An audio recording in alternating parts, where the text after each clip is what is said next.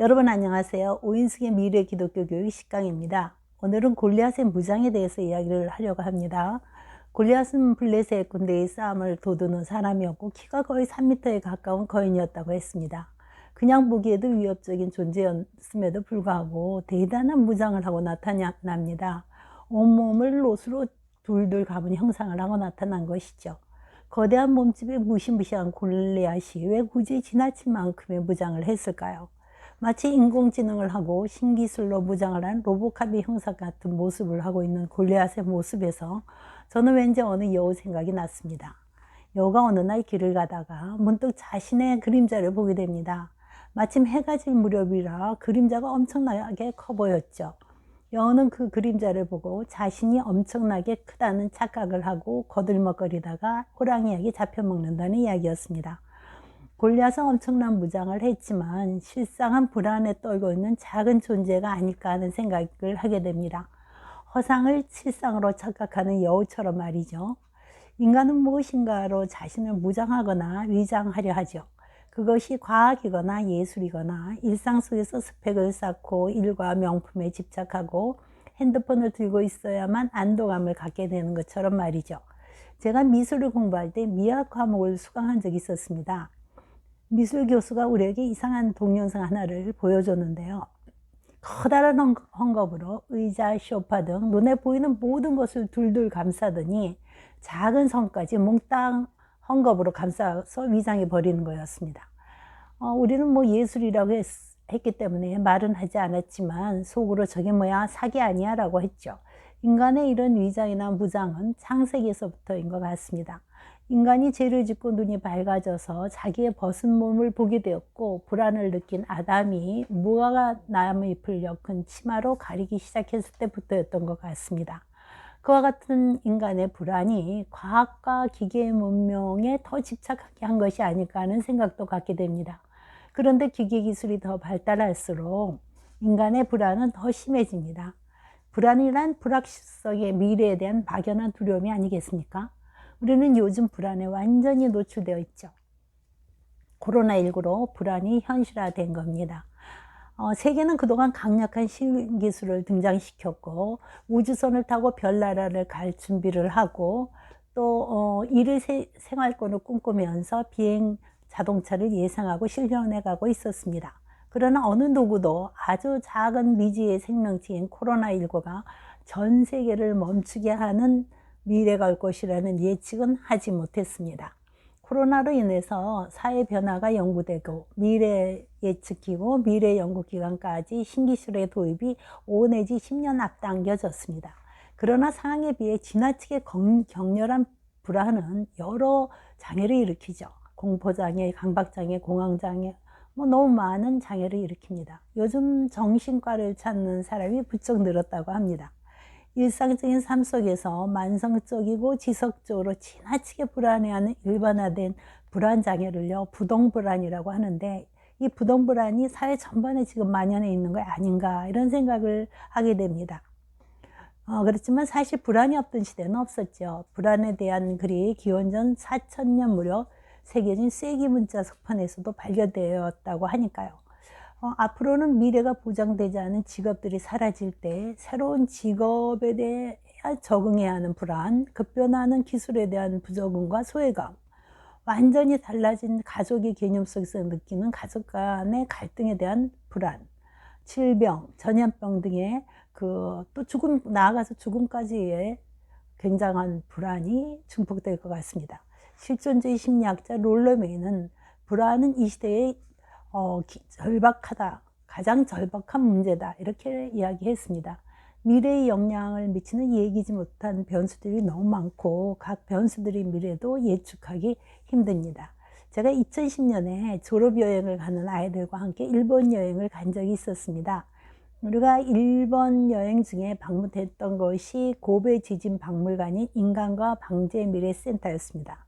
그곳에서 대지진으로 재난을 당했던 일본인들의 재난 현장과 재난 이후의 과학적 대비를 보여주었는데 지진이 빈번했던 일본이 철저히 대비했음에도 불구하고 사상자가 4만 명이 일어났었다고 해요.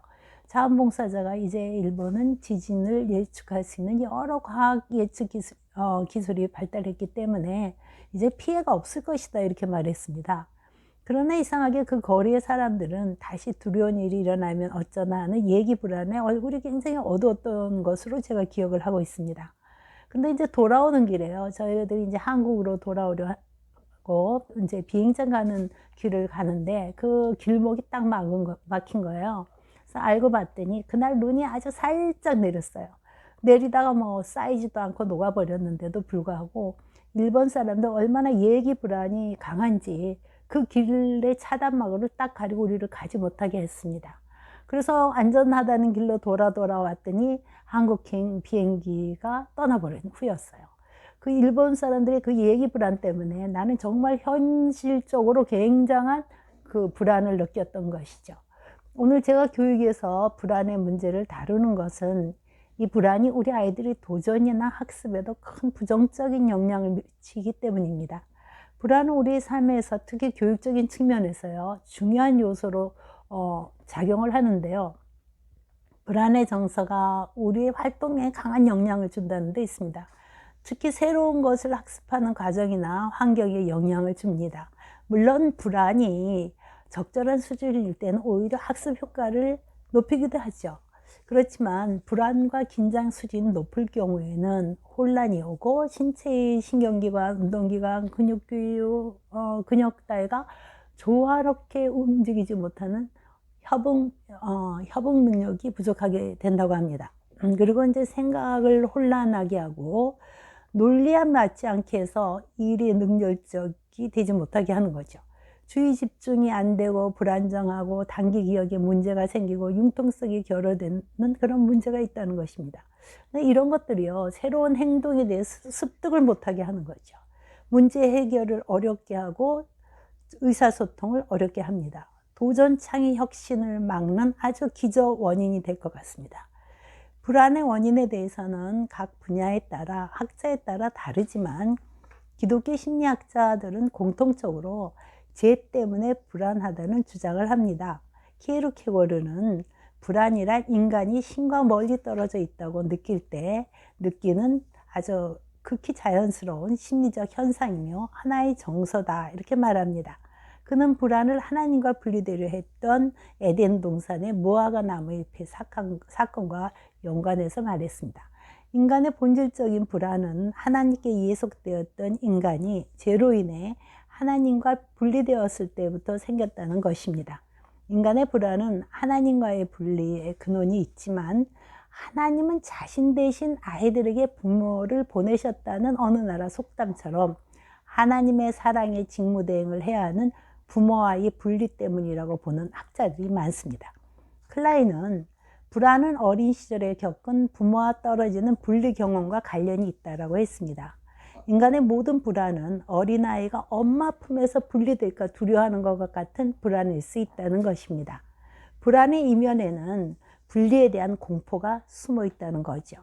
어린 자녀에게는 정서적, 영적, 물질적 환경의 제공과 부모의 따뜻한 사랑이 하나님께 의지하는 법을 가르친다는 거죠. 아이들은 부모와의 애착 관계를 통해 하나님의 실존을 믿게 되고 이것은 어른이 되었을 때 하나님을 믿는 믿음의 기초가 된다고 합니다. 어린아이가 하나님처럼 의지하고 사랑하는 부모로부터 사랑을 받지 못한다면 어떻게 보이지 않는 하나님의 사랑을 느낄 수 있겠습니까? 아이들이 영적으로나 육적으로나 정신적으로나 부모와 분리되어 있다고 느낄 때 스스로 삶을 살아야 한다는 생각 때문에 무언가에 집착하고 중독이 되기 쉽다고 합니다. 자기 무장을 하지 않으면 불안할 수밖에 없다는 거죠. TV에서 얼마 전에 미래란 주제로 대학생들이 인터뷰하는 장면을 본 적이 있었습니다. 그들은 대학 생활의 그 낭만 뭐 이런 건 찾지 못할 것 같았어요. 그냥 미래에 대한 불안이 가득 차 있었습니다. 그들의 공통어는 자신의 미래와 미래 사회에 대해 불안하다고 했습니다. 우리 아이들이 골리앗같이 무장하지 않으면 안 된다는 불안에 휩싸여 있는 거죠. 무장에서 자유로울 수 있었던 다윗의 비결은 그럼 무엇이었을까요? 부모와 같이 따뜻한 안전기지가 되어주시는 하나님에 대한 믿음이었습니다. 다윗과 같이 불안한 삶의 과정을 거친 사람도 드물 것이에요. 늘 사울에게 쫓겼지 않습니까? 그러나 다윗은 불안할 때마다 하나님을 피난처로 삼습니다. 주는 나의 피난처시요 원수를 피하는 견고한 망대이심이니이다. 시편 61편 3절 말씀입니다.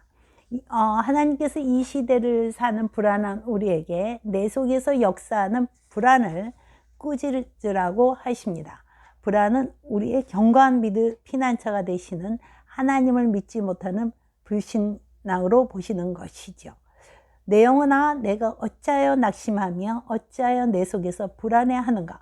너는 하나님께 소망을 두라. 나는 그가 나타나 도우심으로 말미암아 내 하나님을 여전히 찬송하리로다. 시편 42편 11절 말씀입니다. 여러분, 불안을 다스리시는 한 주 되시기 바랍니다. 11강에서는요, 불안 극복에 대한 부모의 역할에 대해서 좀 더 심도 있는 이야기를 나누려고 합니다. 다음 주 11강에서 뵙겠습니다.